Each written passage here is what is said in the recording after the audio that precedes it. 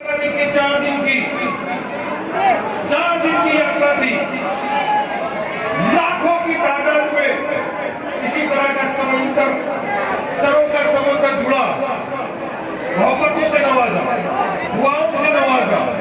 यकीन मानिए, order meeting जो करते थे आपको टेबल कुर्सी लगाकर, उसके साथ में भी भीड़ से समझ 100 गुना ज्यादा थी।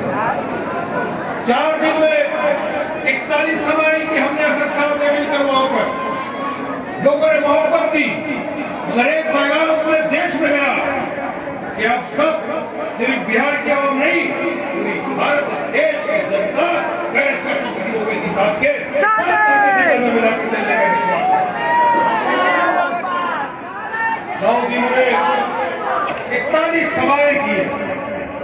ओवैसी साहब का कस्बा मोहब्बत तो क्या इतनी दूर से 1000 किलोमीटर चल के क्यों है?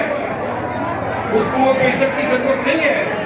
अल्लाह ताला ने जितनी इज्जत भारत के वज़ीर आज़म को नहीं दी, उससे कहीं ज्यादा इज्जत मेरे कायद नरेश असद ओवैसी साहब। मगर वहां भी आने का मंशा मकसद एक ही था, लीडरशिप तैयार करना, जो मजलूमों पर, बेगुनाहों पर, दलित भाइयों पर, सोशल बैकवर्ड लोगों के ऊपर जो गुनाह जुल्म हो रहा है इतने सालों से, उसको खत्म करना। ये मनसा ये इरादा लेकर वहां गए। कहा जो हम पर इल्जाम लगाते हैं, मजलिस करती है, हमारा वोट कटता है, बीजेपी को फायदा होता है, उनको पैगाम दिया। पूरी मजलिस की टीम में तेजस्वी के घर के पास ढोल बाजे ताशा लेकर गए। बताया उसको, लालू तेजस्वी अपने कानूनों को खोल, वरना तेरा फट जाएगा M-22 समीकरण का झूठा बोल। कान खोल के सुन, 6 सीटें मांगी थी, आज तो हमारे एमएलए थे। एक हमारा बाई इलेक्शन में जीता हुआ, 6 सीट क्या ज्यादा थी। कान में झूठ नहीं रहेंगी, मुंह में फेविकॉल नहीं जम गया। मगर यकीन मानो, हमने ऐलान किया, कोई साथ आए या नहीं आए, मजलिस पूरी ताकत के साथ चुनाव लड़ेगी और इंशाअल्लाह जीतेगी। इंशाअल्लाह यहाँ पर इंसाफ की लड़ाई है। यकीन मानिए, आज 14% वाला बिहार का चीफ मिनिस्टर बनता है, 2% वाला सैनी डेप्यूटी सीएम बन सकता है, 19% वाला मुसलमान क्यों नहीं बन सकता? जरूर बन सकता है। हमको अधिकार है या नहीं है? हक है या नहीं है? हिस्सेदारी मिलना चाहिए, नहीं मिलना चाहिए? मगर यकीन मानो, इनकी नीयत नहीं है। जब ये जो तथाकथित सेक्युलर पार्टियों की रैली निकली थी ना, ये राहुल तेजस्वी निकल गए थे रैली लेके, साथ में 2 टके वाला सैनी को लेके चले गए, 19% वाला दाढ़ी टोपी वाला कहीं पर भी नहीं। और इनकी तो निकली थी महीने भर की सिर्फ रैली। असद ओवैसी साहब ने 4 दिनों में बिहार में पूरा सैलाब लेकर आ गए, पूरी सुनामी लेकर आ गए। सुनामी था ये। क्यों पब्लिक जुड़ी? क्योंकि मोहब्बत। आज यहाँ तमाम क्यों है? क्योंकि मोहब्बत है आपको मजलिस से। आप भी चाहते हो कि साहिल कोलीवाला में विकास हो, आप भी चाहते हो कि यहाँ से मजलिस का उम्मीदवार जीते, आप भी चाहते हो कि आपका उम्मीदवार जब कॉर्पोरेशन में जाए आपकी आवाज बुलंद करे, आपके हक इंसाफ की लड़ाई लड़े, आपके आने वाले बच्चों के मुस्तकबिल संवारने की बात करे।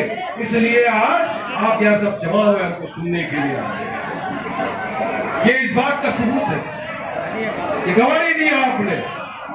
मगर याद रखो, साहिल कोलीवाला के मेरे भाइयों, वो डायलॉग याद कर लेना अपना, एक बार मैंने कमिटमेंट कर ली,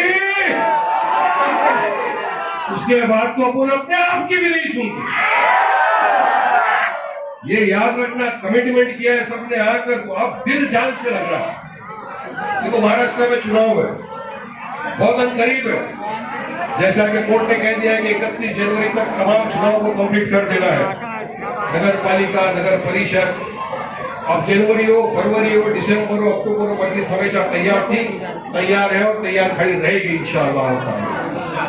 अब चुनाव का माहौल है, तो मुख्तलिफ सियासत पार्टी के लोग आपके पास आएंगे, भीख का कटोरा लेकर आएंगे आपके पास।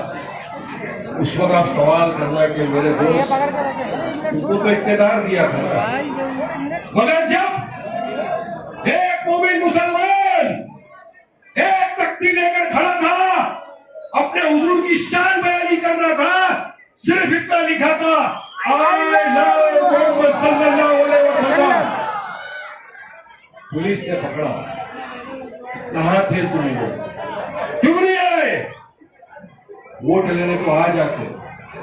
और जब तक कोई मुसलमान आई लव मोहम्मद सल्लल्लाहु अलैहि वसल्लम नहीं बोलता, या ला इलाहा इल्लल्लाह मुहम्मदुर रसूलुल्लाह सल्लल्लाहु अलैहि वसल्लम नहीं बोलता, तब तक वो मुसलमान ही नहीं। और हमारी तो आन बान शान हुजूर के नाम, वो हुजूर जिसकी शान में अल्लाह सुब्हानहू व तआला ने पूरी दुनिया बना दी, रहमतुल आलमीन बनाकर भेजा दुनिया में। अगर उनकी शान में आई लव मोहम्मद सल्लल्लाहु अलैहि वसल्लम बोलने पर एफआईआर होता है, तो वारिस पठान 1000 एफआईआर लेने को तैयार है।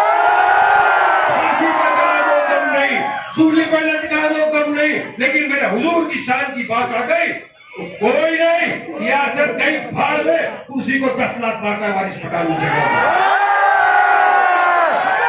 ये जज्बा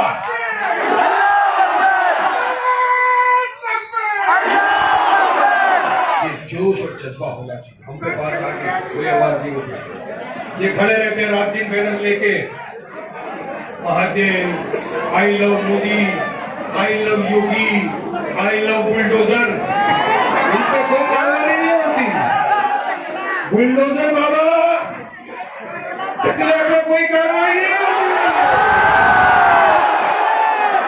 लेकिन मुसलमानों के घर को चून चून कर बुलडोजर से उड़ा दिया जाता है।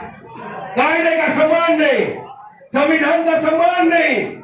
बस जबकि सुप्रीम कोर्ट के जज ने कहा कि आप किसी के घर पे बुलडोजर नहीं चला सकते, बिना कायदे कानून को फॉलो किए, मगर वहां टकला नहीं मानता। क्या करे, नहीं मानता, कायदा कानून संविधान कुछ नहीं मानता, मगर सब एक ही समाज के पीछे। किसके पीछे?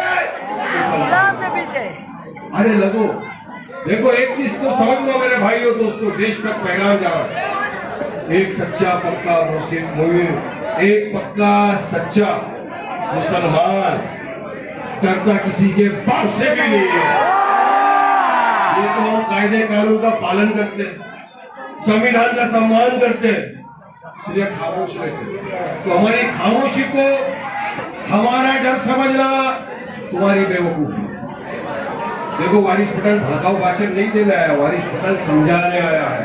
कायदे के दायरे में रह के समझा रहा हूँ, संविधान का पालन करते हुए समझा रहा हूँ, और जो देश में हकीकी हालात है वो समझा रहा हूँ। जो महाराष्ट्र की हकीकत है वो आपके सामने बयान कर रहा हूँ, क्योंकि मेरे भाई के नाम में हो चुका। 30-40 हमारी माँ बहनें रास्ते पे निकली थी, आई लव मोहम्मद सल्लल्लाहु अलैहि वसल्लम का बैनर लगाते हुए, सिर्फ अपने एरिया में। वहां पर यह खड़ा हुआ है डेविड, वो आगे का सिर्फ बैनर लेके खड़ा था, पुलिस ने उठा के ले गई उनको, एफआईआर कर दी। भाई धक्का नहीं भाई। तो वहां क्योंकि हम मौजूद थे, चले गए। अपना तो अपना होता है ना, पहुंच गए, भीड़ भाड़ जमा थी, कानून के आपका भाई वारिस पठान को बराबर खड़ा।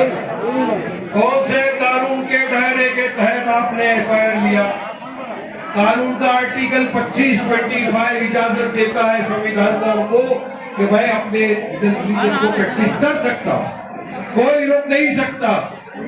पुलिस ने कहा भाई बात तो बराबर है, सारे घेर के बैठे हुए थे एसीबी बीसी के साथ, बात तो बराबर है, पर हमने एफआईआर उस पे इस वजह से नहीं लिया, परमिशन नहीं ली। अरे भाई मेरे घर के नीचे मैं खड़ा हूं, बैनर लेके तो परमिशन लेना पड़ेगा क्या मेरे को? तो नोटिस किया, अरे नोटिस देते सब देते, अपने को कानून सीखेंगे तो नहीं चलेगा ना भाई। आपका भाई बड़ा लॉयर रह चुका है,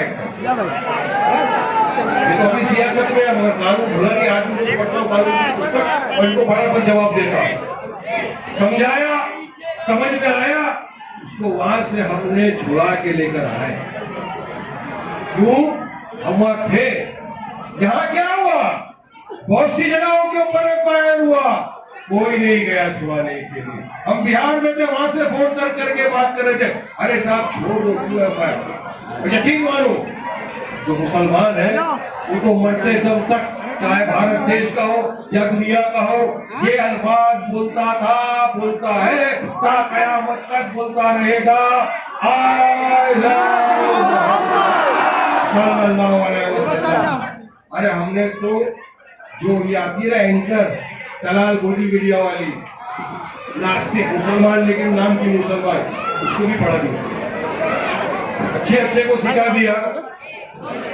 बात ये है कि इंसाफ की लड़ाई, माहौल खराब करने के लिए बीजेपी ने अपने चीजों को छोड़ा है, मगर हमको कायदा कानून हाथ में नहीं लेना है, हम तो संविधान का पालन करना है, किसी के भड़कावे में नहीं आना है, क्योंकि ये उकसाते हैं, हम भड़कते हैं, हम रस्ते पे आते हैं, पुलिस इतना कुछ नहीं करती, मगर हमारे सीनों को छन्नी कर दिया जाता है। इसलिए कायदे कानून का पालन करते हुए संवैधानिक तौर से अपना एहतजाज करना है, संवैधानिक तौर से पीसफुल प्रोटेस्ट संविधान इजाजत देता। यकीन है मुझे कि मेरी इस बात को आप जहां जहां तक पहुंचा सकते हैं पहुंचाएंगे कि सबको रूल ऑफ लॉ फॉलो करना है, संविधान का पालन करना है, कायदे कानून का उल्लंघन नहीं करना है। और मजलिस आपके सामने चुनाव है, बहुत जल्दी डिक्लेयर करने वाले यहाँ से कैंडिडेट्स हमारे मुंबई प्रेसिडेंट फारूक शाब्दी साहब है, टीम है, इम्तियाज भाई के नेतृत्व के अंदर, जिसको भी मजलिस चुने। देखिए जमात का उसूल क्या है, इमाम आगे सब पीछे, इमाम अल्हम्दुलिल्लाह के बाद कुल्हु पढ़े, इन्ना अंज़लनाहु पढ़े, हम सब फॉलो करते हैं। इमाम अल्लाह अकबर बोलता है रुकू में, इमाम अल्लाह अकबर बोलता है सजदे में। ये जमात का भी यकीन मानो, एक अमीर होता है, कायद, उसने बोला जिस पे मोहर लगी हमको उसके साथ किसी को भी दे, फिर ये नहीं उसको क्यों दिया, इसको नहीं देना था, जड़ तो एक ही सकता है ना, सबके सब तो नहीं कर सकते ना। टीम इंडिया है, कैप्टन तो एक ही रहता है ना, टॉस सुनाएगा, खेलेगा सब कुछ, भले पीछे खिलाड़ी अच्छा है लेकिन कैप्टन एक होता है, उसी को हमको साथ में चलना चाहिए, कब जाकर टीम वर्क बोला जाता है। तो जैसे टीम इंडिया है, टीम साइन कोलीवाड़ा बनेगी, पूरी टीम खेलेगी, एक साथ मिलकर खेलेंगे, और ये जो विपक्ष है इनको चौके छक्के मार मार के इनकी बराबर से निकालेंगे। इतने साल से रोक लिया बेटा, अब जाग गए हैं दीवाने, ये मजलिस की दीवानगी, ये मजलिस का पावर है, तो डरते किसी से नहीं। और हम अगर ये ठान लिया एक एक जन ने, अगर एक हो गए, मुत्तहिद हो गए, इतिहाद पैदा कर लिया, अपने सफों में जो दरार है उसको मिटा दिया, अपनी भाषा में बोलते रहे, एक दूसरे की टांग खींचना बंद कर दिया। जिस दिन अपन ने एक दूसरे की टांग खींचना बंद कर दिया ना, और ये बोल बचन कम कर दिए, तो यकीन मानो इंशाअल्लाह ताला हमको हर जगह कामयाबी मिलेगी।